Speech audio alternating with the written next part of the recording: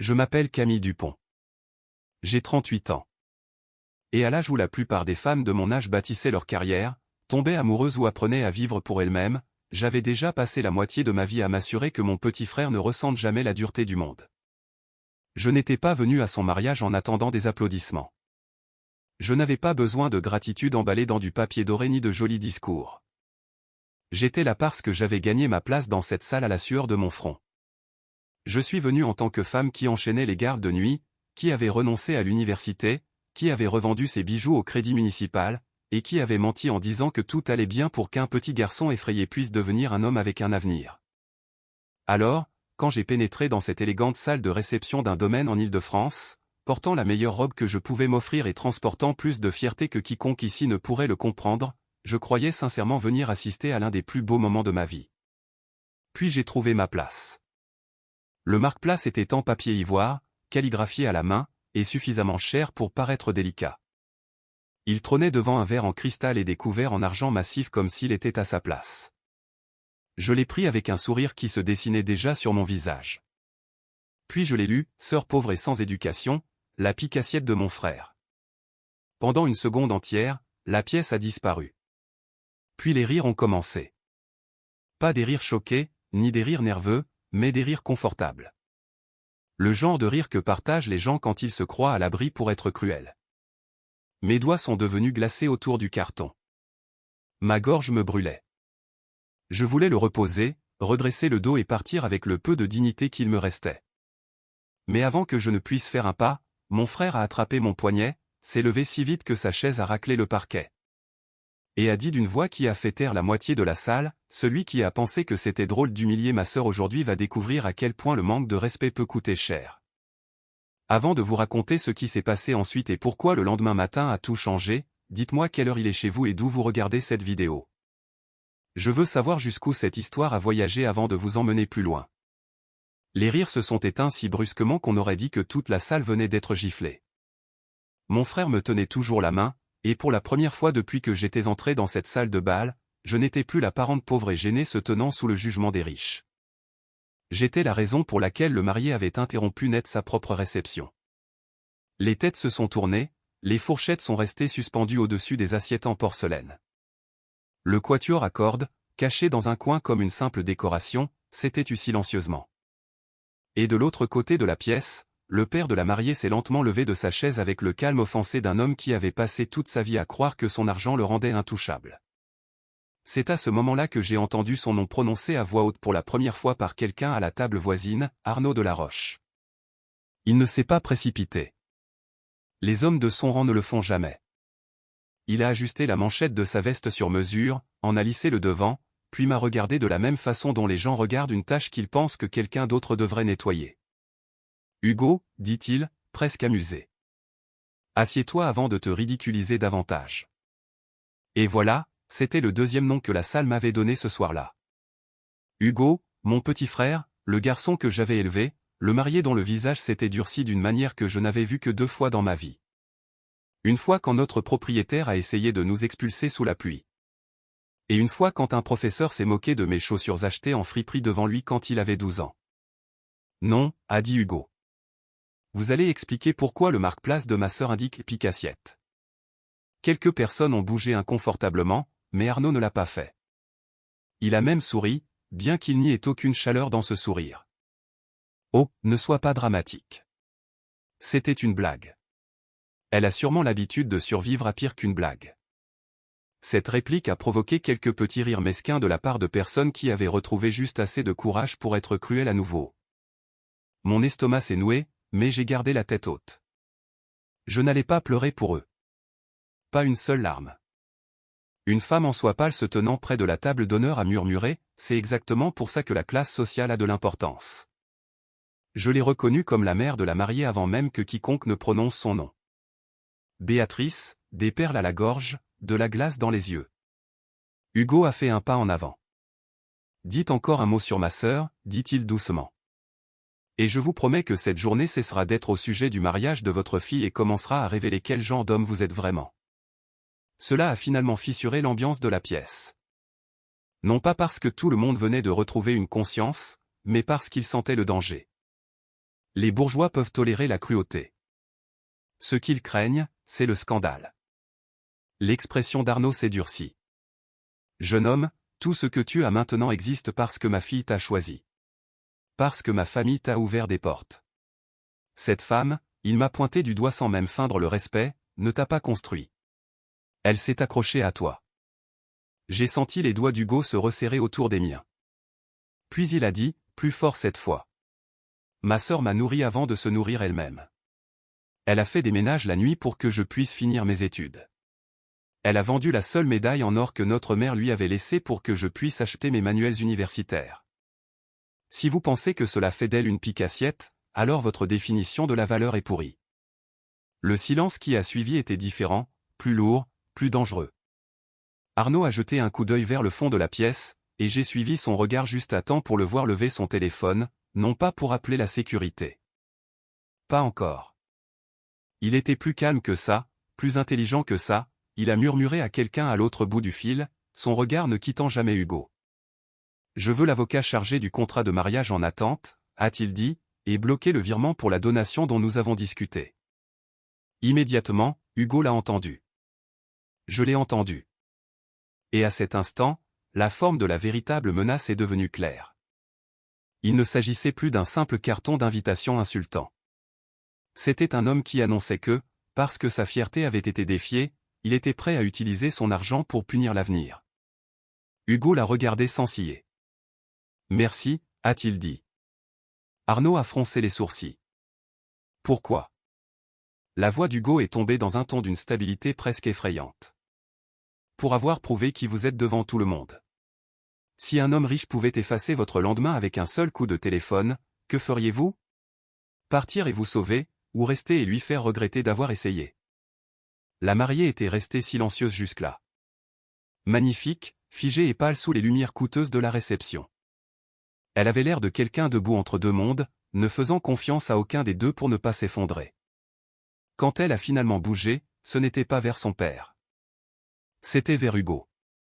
Arrête, a-t-elle chuchoté, mais le mot s'est brisé au milieu comme s'il avait cédé sous la pression de toutes les choses qu'elle n'avait jamais dites à haute voix.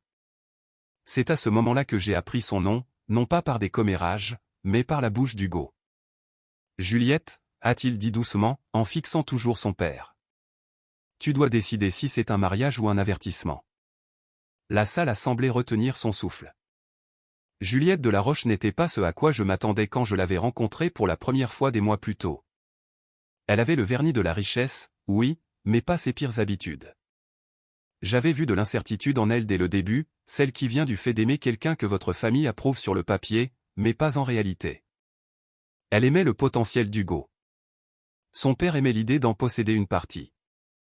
Et dans cette salle de bal, avec le marque-place toujours dans ma main comme une preuve, Juliette m'a regardé comme si elle comprenait soudainement qu'épouser l'homme qu'elle aimait signifiait enfin faire face au genre de famille dans laquelle elle était née. La voix d'Arnaud est devenue tranchante. Juliette, viens ici. Elle n'a pas bougé. Béatrice est intervenue, souriante. Ce sourire mondain et fragile destiné à masquer la panique.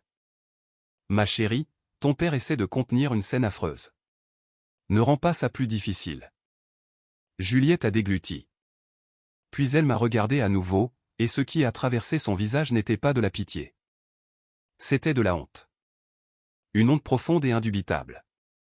Le savais-tu, lui ai-je demandé, car j'avais plus besoin de vérité que de réconfort. Ses yeux se sont remplis de larmes immédiatement. Non, a-t-elle dit.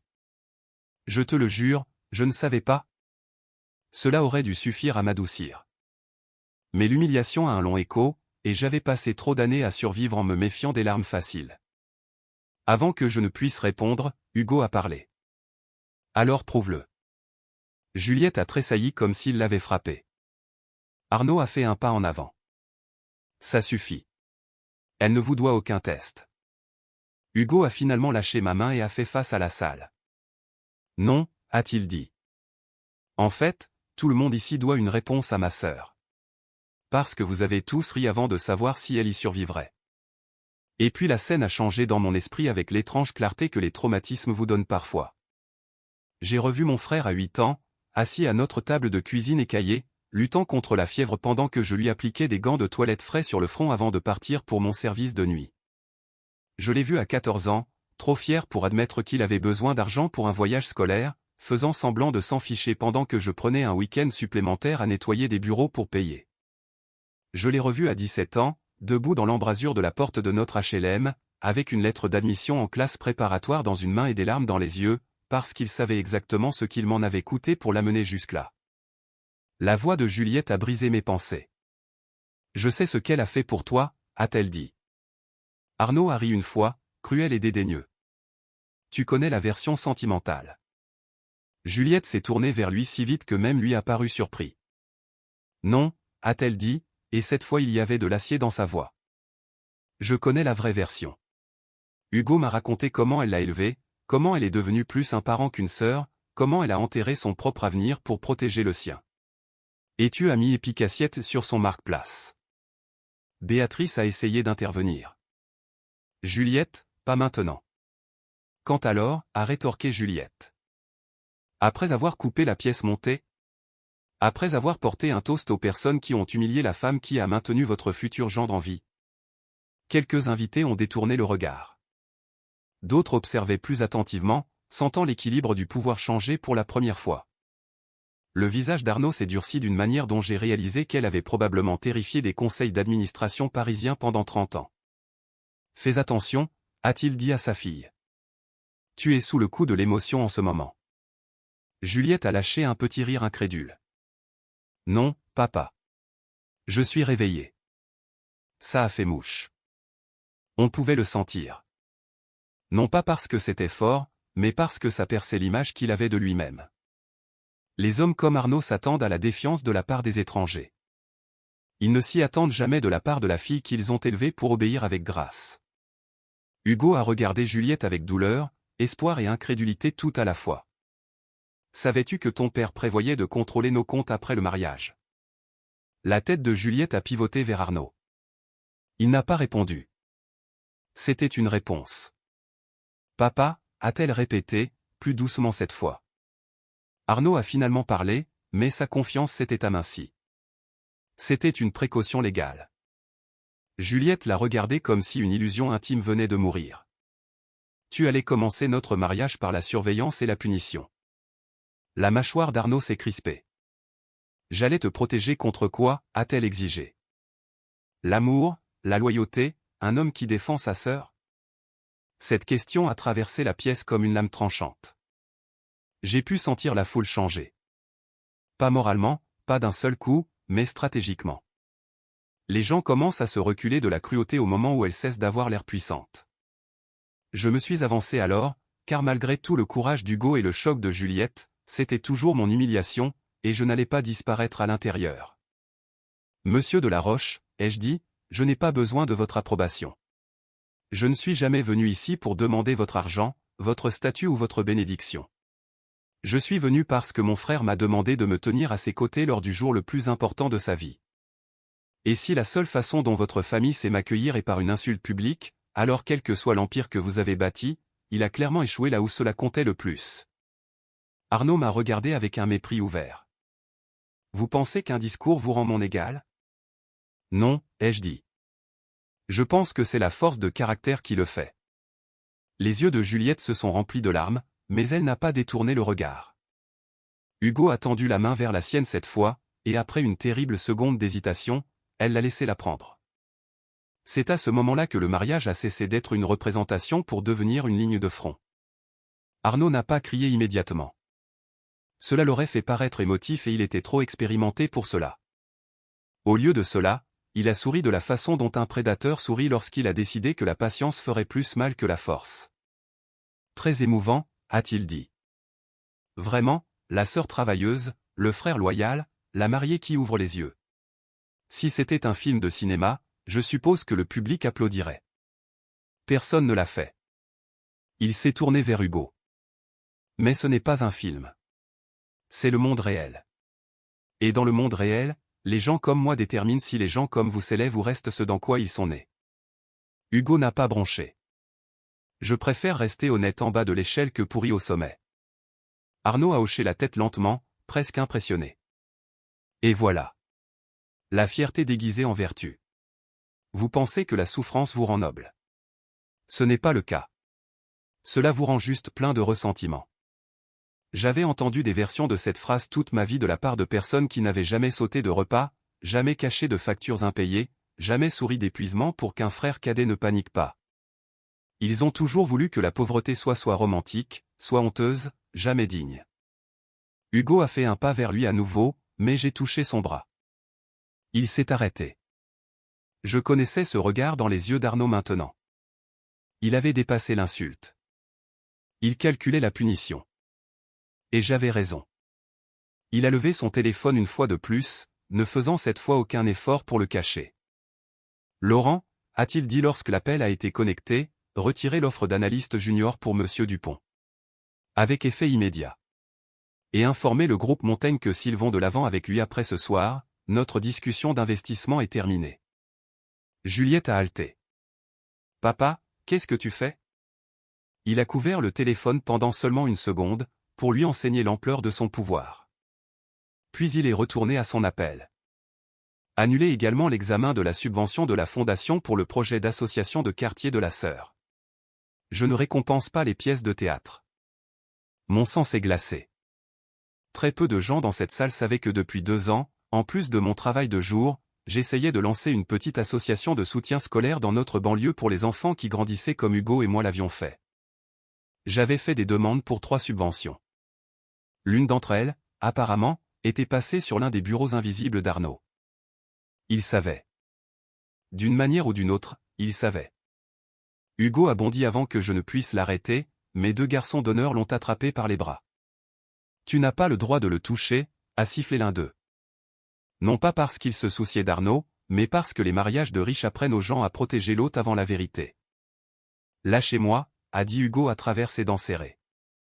Juliette s'est placée directement devant son père. Raccroche. Arnaud l'a regardée comme si elle était une enfant interrompant un appel professionnel. Pousse-toi. Elle ne l'a pas fait. Raccroche ou je quitte ce mariage et je ne reviens jamais. La salle est devenue électrique. Béatrice est devenue blanche. Juliette, ne dis pas des choses que tu ne pourras pas retirer. Juliette n'a même pas jeté un coup d'œil à sa mère. Ses yeux sont restés verrouillés sur ceux d'Arnaud. Essaie un peu pour voir. Pour la première fois, j'ai vu l'incertitude traverser son visage. Pas des remords, pas encore. Mais la peur de la perte. Une vraie perte, le genre qu'il ne pouvait pas racheter avec un autre don ou un autre dîner mondain. Il a lentement baissé le téléphone, mais le mal était déjà fait. Hugo s'est libéré des garçons d'honneur et s'est tenu là, respirant fort, à un pas soit du triomphe soit du désastre. Tu viens de prouver exactement pourquoi elle n'a jamais eu sa place dans cette famille, a dit Arnaud, en parlant de moi. Non, a répondu Juliette. Tu viens de prouver pourquoi peut-être moi je n'y ai pas ma place. Cette phrase a frappé plus fort que tout ce qu'Hugo ou moi avions dit de toute la soirée. Elle venait de la seule personne qu'Arnaud avait toujours considérée comme une extension de lui-même. Et parce qu'elle venait d'elle, cela exposait la pourriture d'une manière qu'une accusation publique ne pourrait jamais faire. Il a regardé sa fille comme s'il la reconnaissait à peine. Tu fais le mauvais choix. Le menton de Juliette s'est levé. Non, je choisis avec lucidité. Béatrice a traversé la piste de danse, baissant la voix dans ce murmure tranchant des femmes qui se soucient plus de la réputation que des dégâts. Pense aux invités. Pense aux photographes. Pense aux donateurs ici présents. Arrête ça maintenant. Juliette s'est tournée vers la salle et toute la peur qui restait en elle a semblé se consumer d'un seul coup. Puisque tout le monde regarde déjà, a-t-elle dit, alors laissez-les regarder la vérité. Mon père a humilié la femme qui a élevé l'homme que j'aime. Il a essayé de contrôler notre mariage avant qu'il ne commence. Et si certains d'entre vous pensent encore que c'est ça la classe, alors peut-être que tout cet argent vous a rendu moralement analphabète. Quelques invités ont réellement eu l'air honteux. Quelques-uns ont eu l'air offensés. Quelques-uns faisaient déjà semblant de vérifier leur téléphone, préparant sans doute la version polie du scandale qu'ils raconteraient plus tard. Mais le pouvoir dans la pièce avait changé. Arnaud l'a senti. Alors il a fait ce que les hommes comme lui font quand ils ne peuvent pas gagner la salle. Il s'est retiré pour planifier la prochaine attaque. Profitez de votre petite victoire morale, a-t-il dit froidement. D'ici demain matin, vous comprendrez que les beaux discours ne vous protègent pas des conséquences. Puis il est sorti, non pas dans un éclat de rage, mais avec une fureur contrôlée, la plus dangereuse de toutes. Hugo avait l'air de vouloir le poursuivre, mais Juliette lui a attrapé le bras. Non, laisse-le partir. Sa voix tremblait maintenant que l'adrénaline était retombée. Il sera pire s'il pense qu'il a encore un public. J'ai regardé la porte abandonnée par laquelle Arnaud avait disparu et j'ai senti quelque chose de plus froid que la peur s'installer en moi. Il ne s'agissait plus de survivre à une humiliation. C'était une guerre déclenchée par un homme qui pensait que l'argent devait pouvoir punir l'amour lui-même. Et je savais au fond de moi que d'ici le matin, il essaierait de le prouver. Le mariage a bien continué, si on peut appeler ça ainsi. Les gens ont quand même coupé le gâteau. L'orchestre a continué à jouer. Les invités ont bu du champagne et ont traversé une joie répétée comme des acteurs qui auraient oublié que le scénario ne correspondait plus au décor. Mais le spectacle était brisé. Chaque sourire après cela semblait emprunté. Chaque toast sonnait faux. Hugo et Juliette ont échangé leurs vœux dans une cérémonie à la voix tremblante avec seulement une poignée de personnes véritablement présentes en esprit. Et je me tenais près du fond, non pas parce que je me cachais, mais parce que je voulais qu'ils aient un moment qui leur appartienne, et non à la laideur qu'Arnaud avait traînée avec lui. Le lendemain matin, à 6h12, mon téléphone a sonné. Le nom d'Hugo a clignoté sur l'écran. J'ai décroché avant la deuxième sonnerie. Il l'a fait, a dit Hugo sans préambule. Sa voix donnait l'impression qu'il n'avait pas dormi. L'offre d'emploi a disparu. Je me suis assise dans mon lit. Quoi? Le groupe a envoyé un email poli à l'aube. Ils ont décidé d'aller dans une autre direction. Juliette a vérifié auprès d'un ami. Son père a parlé à l'un de leurs investisseurs hier soir. J'ai fermé les yeux. Bien sûr qu'il l'avait fait. Et la subvention, ai-je demandé. Il y a eu un silence. Je suis désolé, a dit Hugo. Ça aussi. Je n'ai pas parlé pendant un moment. Non pas parce que j'étais surprise. Parce qu'il y a une forme particulière de cruauté à attaquer l'avenir qu'une personne essaie de construire pour d'autres. L'association de quartier n'avait jamais été pour moi. C'était pour les enfants qui méritaient des livres avant que le monde ne leur apprenne la honte. Camille, a dit Hugo. J'ai laissé échapper un lent soupir. Je réfléchis. Juliette a pris le téléphone à ce moment-là. Sa voix était éraillée. C'est de ma faute. Non, ai-je dit immédiatement. C'est son choix. Il a coupé mes comptes ce matin, a-t-elle murmuré. Il a gelé la donation de l'appartement. Il a dit à ma mère que je pouvais rentrer à la maison seule ou ne pas rentrer du tout. Cela m'a blessé plus que je ne l'aurais cru. Non pas parce que je plaignais la richesse perdue, mais parce que j'entendais l'enfant dans sa voix, la fille qui venait de découvrir que l'amour pouvait lui coûter l'illusion de son foyer. Où êtes-vous, ai-je demandé. Chez Hugo. Bien. Restez-y. 1 heure plus tard, Juliette est arrivée à mon appartement en jean. Pas de maquillage, les cheveux attachés en arrière, ne portant rien de ce vernis qu'elle avait arboré comme une armure au mariage. Elle avait l'air plus jeune, plus petite, plus vraie. Hugo l'accompagnait, tendu et furieux, comme si la colère était la seule chose qui le maintenait debout. Nous nous sommes assis dans ma cuisine, cette même petite cuisine où j'avais autrefois rationné les céréales et la soupe en conserve, et pour la première fois, la distance entre nos mondes s'est rétrécie pour devenir quelque chose d'honnête. Juliette a fouillé dans son sac et a fait glisser son téléphone sur la table. Il y a plus, a-t-elle dit. C'était une vidéo, granuleuse, clairement pas destinée aux yeux du public. Arnaud était assis dans un salon privé avec 3 hommes en costume et 2 femmes que j'avais reconnues de la réception. Il buvait du whisky et riait. La sœur, disait-il sur l'enregistrement, un complexe de martyr dans une robe de prêt-à-porter. Le garçon est talentueux, mais le talent sans pédigré reste un pari. Une fois que Juliette sera légalement protégée, il apprendra soit la gratitude, soit la pénurie. L'un des hommes a demandé, et la sœur? Arnaud a eu un sourire en coin. La pique-assiette? Elle n'est utile que comme une laisse sentimentale. Coupez-la et il suivra là où on lui dira d'aller. Ma main s'est figée sur la table. Hugo a émis un son comme s'il avait reçu un coup de poing. Juliette avait l'air malade. Qui a enregistré ça, ai-je demandé. Ma cousine Chloé, a dit Juliette. Elle me l'a envoyé après le mariage. Elle était horrifiée mais terrifiée à l'idée d'en parler publiquement. Il y a un autre extrait aussi. Elle a ouvert la deuxième vidéo. Celle-ci était pire. Arnaud à nouveau, dans la même pièce, adossé à sa chaise, parlant avec la confiance paresseuse d'un homme qui n'a jamais été véritablement contredit. Les pauvres font toujours sonner le sacrifice comme quelque chose de sain, disait-il. Ce n'est généralement qu'un échec avec une meilleure narration. J'ai fixé l'écran jusqu'à ce que les mots deviennent flous.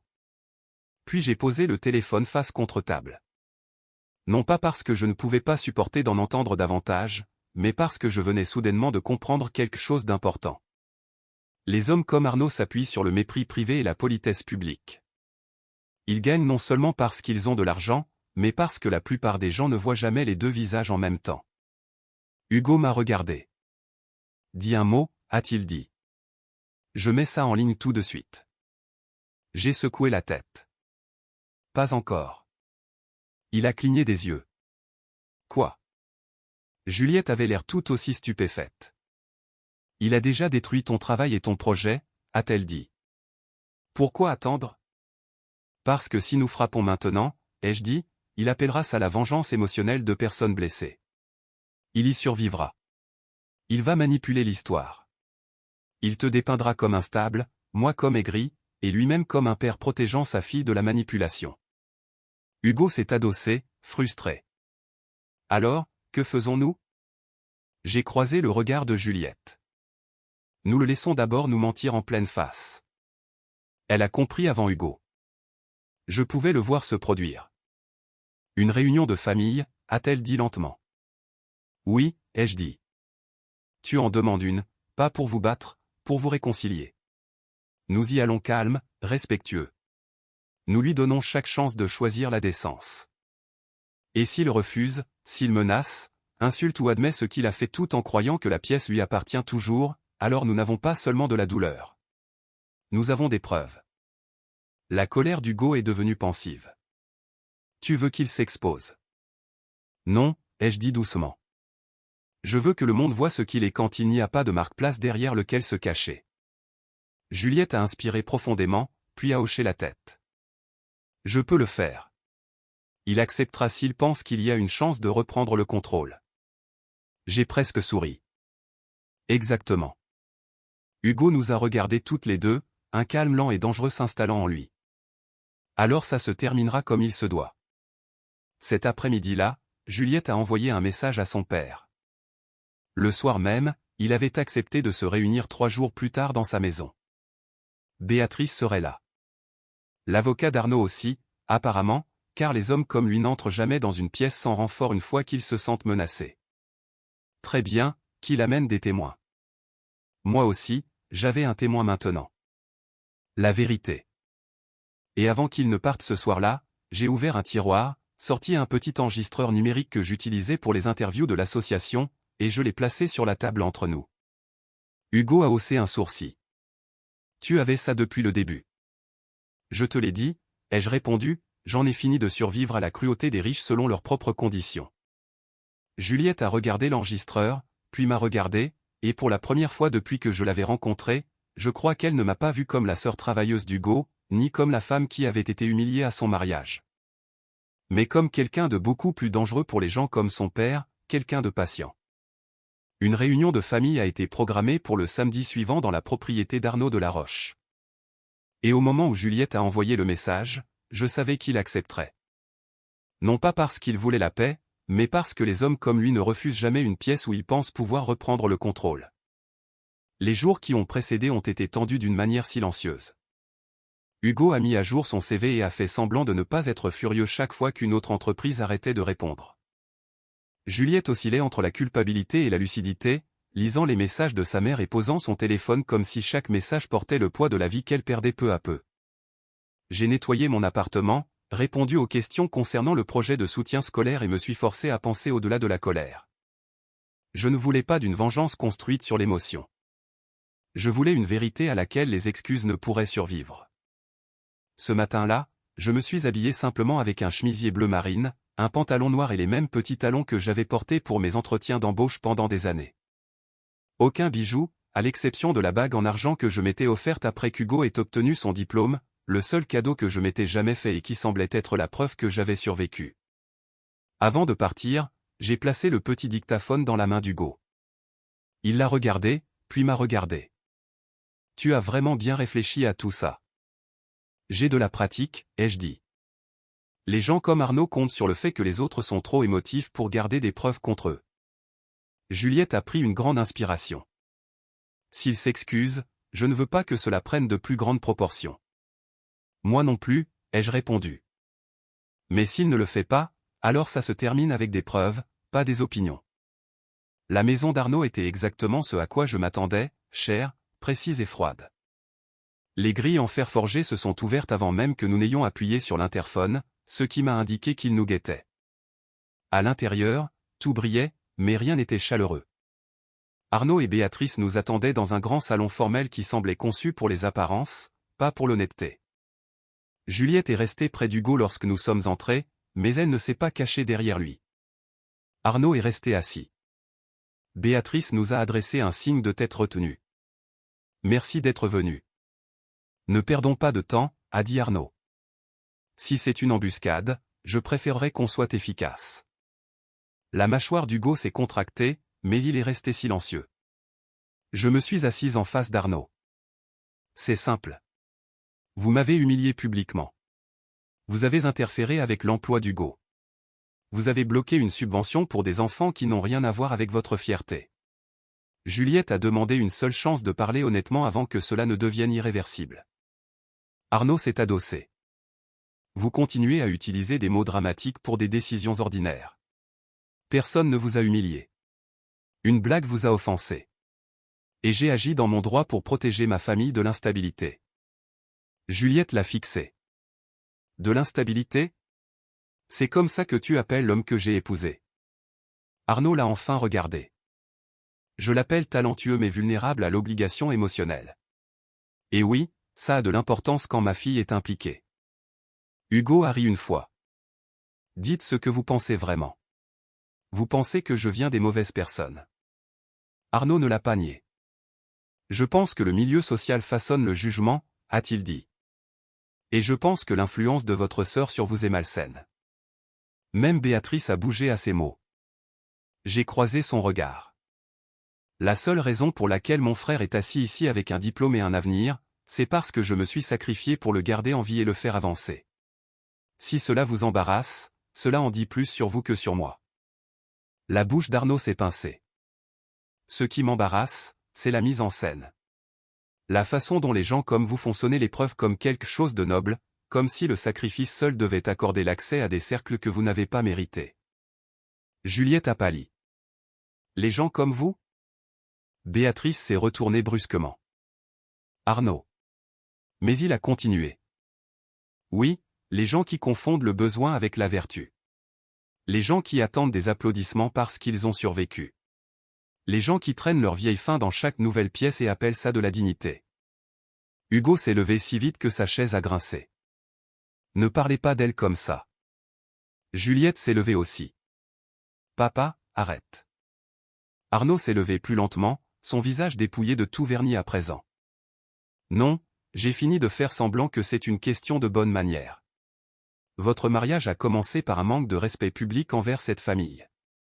Ton mari a arrêté ton mariage pour défendre une femme qu'il a émotionnellement liée à une vie qu'il aurait dû dépasser. Je me suis levé. Dépasser? Il devrait dépasser la loyauté, la gratitude, la mémoire? Arnaud a esquissé un sourire froid. Il devrait dépasser le fait d'être gouverné par cela. Juliette a secoué la tête, les yeux brillants.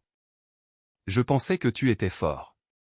Maintenant, je pense que tu es terrifié par tout lien que tu ne peux pas contrôler. Cela l'a frappé de plein fouet. Fais attention, a-t-il dit. Non, a répondu Juliette. Toi fais attention, car chaque phrase que tu prononces me rend plus difficile de me souvenir pourquoi je t'admirais. Puis il a craqué. Si tu sors de cette maison en prenant leur parti, tu le fais sans mon soutien, sans ta donation, sans l'appartement, sans accès à quoi que ce soit que j'ai construit. Je ne financerai pas l'irrespect. Béatrice a fermé les yeux comme si elle avait déjà entendu une version de cette menace auparavant. Hugo a fait un pas vers Juliette, mais elle a levé la main et l'a arrêté. Son visage a tremblé une fois, puis s'est stabilisé. Alors garde-le, a-t-elle dit. Garde l'argent. Garde l'appartement. Garde chaque chose polie que tu possèdes. Je préfère construire une vraie vie avec un homme qui sait comment aimer plutôt que d'hériter du confort d'un père qui humilie les gens pour se sentir important. Le silence qui a suivi était immense. Béatrice a chuchoté, « Juliette, s'il te plaît. » Mais Juliette n'a pas détourné le regard. « Tu n'as pas embarrassé Camille parce qu'elle était faible, a-t-elle dit. Tu l'as embarrassée parce que son sacrifice expose à quel point ta vision du succès peut être petite. » J'ai plongé la main dans mon sac, j'ai sorti mon téléphone et je l'ai posé sur la table. Arnaud a froncé les sourcils. « Qu'est-ce que c'est ? » C'est le moment où vous apprenez que cette pièce n'est plus privée. J'ai appuyé sur lecture. Sa voix enregistrée a rempli la pièce. Une fois que Juliette sera légalement protégée, il apprendra soit la gratitude, soit la pénurie. Béatrice l'a dévisagé avec horreur. Puis le deuxième extrait a été lu. Les pauvres font toujours sonner le sacrifice comme quelque chose de sain. Ce n'est généralement qu'un échec avec une meilleure narration. Hugo n'a pas bougé. Juliette n'a pas pleuré. Ils ont simplement laissé la vérité se tenir là, devant lui. Il s'est avancé vers moi. « Où as-tu eu ça ? » ?»« C'est ça votre préoccupation, ai-je demandé. »« Pas ce que vous avez dit ?» Son visage s'est vidé de son sang, puis s'est durci à nouveau. « Vous n'avez aucune idée à quel point cela peut mal tourner pour vous tous. » J'ai soutenu son regard. « Non, Arnaud. C'est vous qui n'avez aucune idée à quel point cela est sur le point de mal tourner pour vous. » Nous avons quitté la maison d'Arnaud sans dire un mot de plus, car à ce moment-là, la vérité n'avait plus besoin de notre aide. Dans la voiture, Juliette a essuyé ses larmes, m'a regardé et a dit « Publie-le ». Alors, je l'ai fait. J'ai mis en ligne le marque-place, les enregistrements et une courte déclaration expliquant exactement ce qui s'était passé.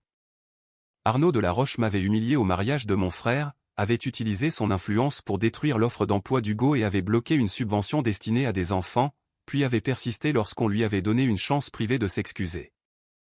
Dès le lendemain matin, l'histoire était partout. L'enregistrement s'est répandu à toute vitesse. Le marque-place a empiré les choses car aucune campagne de relations publiques ne pouvait expliquer quelque chose d'aussi cruel, d'aussi délibéré et d'aussi public. En quelques jours, l'entreprise d'Arnaud a annoncé qu'il se mettait en retrait pendant qu'une enquête interne était menée. 2 partenaires majeurs se sont retirés d'accords en cours. Le conseil d'administration d'une association caritative l'a renvoyé. Les investisseurs ont pris leur distance. L'homme qui croyait autrefois que l'argent pouvait faire taire les gens regardait soudainement son nom devenir trop toxique pour être protégé. Mais le vrai prix n'était pas financier. Juliette n'est jamais revenue en arrière. Elle a coupé les ponts, a déménagé pour de bon et lui a dit clairement qu'il ne m'avait pas seulement insulté, il avait détruit le respect qu'elle avait pour lui en tant que père. Béatrice a quitté le domaine familial quelques semaines plus tard et a emménagé dans un appartement séparé. Et le projet de soutien scolaire qu'Arnaud avait essayé d'enterrer n'a fait que se renforcer. Après que l'histoire soit devenue publique, des dons ont afflué d'inconnus, de professeurs et de parents. Ce qu'il avait essayé d'étouffer en privé a commencé à s'élever en public. 3 mois plus tard, Arnaud est venu à mon appartement, seul. Pas d'assistant, pas d'arrogance, pas de voix polie, juste un homme qui avait perdu sa fille, sa réputation et l'illusion que l'argent pouvait réparer l'un ou l'autre. Il s'est tenu à ma porte et a dit « J'avais tort ». Je l'ai regardé et j'ai réalisé que pour la première fois de sa vie, il comprenait quelque chose de simple. L'humiliation ne vous rend pas puissant. Elle ne fait que révéler ce que vous êtes. Je ne l'ai pas invité à entrer. Je ne l'ai pas réconforté. Je lui ai simplement dit, vous avez perdu tout ce qui comptait parce que vous pensiez que la gentillesse était une faiblesse et que l'argent valait plus que la force de caractère. Vivez avec ça. Puis j'ai fermé la porte. Et c'était ça la véritable fin. Non pas parce qu'Arnaud a supplié, non pas parce qu'il a souffert, mais parce qu'à la fin, il a perdu la seule chose qu'il ne pourrait jamais racheter, le droit d'être respecté par les personnes qu'il pensait être inférieures à lui. L'équipe derrière cette chaîne travaille dur pour créer des histoires significatives et captivantes qui laissent un impact durable. Nous tenons à préciser qu'il s'agit d'une histoire de fiction créée pour partager des leçons utiles et des messages éducatifs avec nos spectateurs. Ce scénario souligne l'importance de la dignité, de la loyauté et du courage de s'élever contre la cruauté. Il montre que la véritable valeur ne se mesure pas à l'argent ou au statut social, mais à la force de caractère, au sacrifice et à la compassion. La valeur éducative de cette histoire réside dans le fait de rappeler aux spectateurs de respecter les autres, de réfléchir profondément à la justice et d'apprendre des expériences douloureuses de manière positive.